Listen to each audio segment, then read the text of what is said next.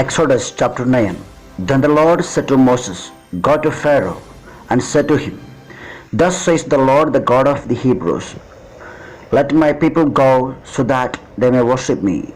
For if you refuse to let them go, and still hold them, the hand of the Lord will strike with a deadly pestilence your livestock in the field, the horses, the donkeys, the camels, the herds, and the flocks. But the Lord will make a distinction between the livestock of Israel and the livestock of Egypt, so that nothing shall die of all that belongs to the Israelites. The Lord set a time, saying, Tomorrow the Lord will do this thing in the land. And on the next day the Lord did so. All the livestock of the Egyptians died, but of the livestock of the Israelites not one died. Pharaoh inquired and found that not one of the livestock of the Israelites was dead. But the heart of Pharaoh was hardened, and he would not let the people go. Then the Lord said to Moses and Aaron, Take handfuls of soot from the kiln, and let Moses throw it on the air in the sight of Pharaoh. It shall become fine dust all over the land of Egypt, and shall cause festering boils on humans and animals throughout the whole land of Egypt. So they took soot from the kiln and stood before Pharaoh, and Moses threw it in the air, and it caused festering boils on humans and animals. The magicians could not stand before Moses because of the boils, for the boils afflicted the magicians as well as all the Egyptians. But the Lord hardened the heart of Pharaoh, and he would not listen to them, just as the Lord had spoken to Moses. Then the Lord said to Moses, Rise up early in the morning and present yourself before Pharaoh, and said to him, Thus says the Lord, the God of the Hebrews, Let my people go, so that they may worship me. For this time I will send all my plagues upon you yourself, and upon your officials, and upon your people, so that you may know that there is no one like me in all the earth.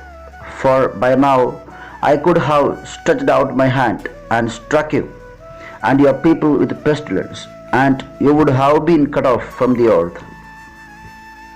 But this is why I have let you live, to show you my power, and to make my name resound through all the earth. You are still exalting yourself against my people, and will not let them go. Tomorrow at this time I will cause the heaviest hail to fall that has ever fallen in Egypt, from the day it was founded until now. Send therefore and have your livestock and everything that you have in the open field brought to a secure place, every human or animal that is in the open field and is not brought under shelter will die when the hail comes down upon them. Those officials of Pharaoh who feared the word of the Lord hurried their slaves and livestock off to a secure place. Those who did not regard the word of the Lord left their slaves and livestock in the open field. The Lord said to Moses, Stretch out your hand toward heaven, so that hail may fall on the whole land of Egypt, on humans and animals, and all the plants of the field in the land of Egypt. Then Moses stretched out his staff toward heaven,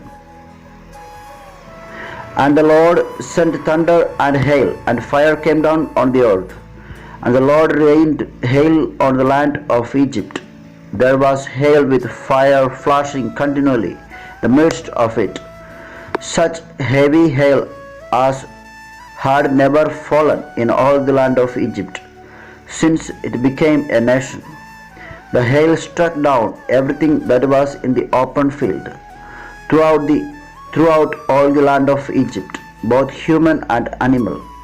The hail also struck down all the plants of the field, and shattered every tree in the field.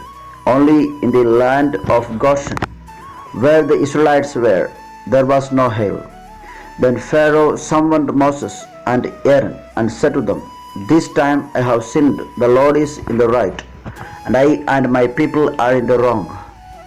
Pray to the Lord, enough of God's thunder and hail. I will let you go. You need to stay no longer. Moses said to him, as soon as I have gone out of the city, I will stretch out my hands to the Lord. The thunder will cease, and there will be no more hail, so that you may know that the earth is the Lord's. But as for you and your officials, I know that you do not yet fear the Lord God. Now the flax and the barley were ruined, for the barley was in the ear and the flax was in bud. But the wheat and the spelt were not ruined, for they are late in coming up. So Moses left Pharaoh, went out of the city, and stretched out his hands to the Lord. Then the thunder and the hail ceased, and the rain no longer poured down on the earth. But when Pharaoh saw that the rain and the hail and the thunder had ceased, he sinned once more and hardened his heart, he and his officials. So the heart of Pharaoh was hardened, and he would not let the Israelites go, just as the Lord had spoken through Moses.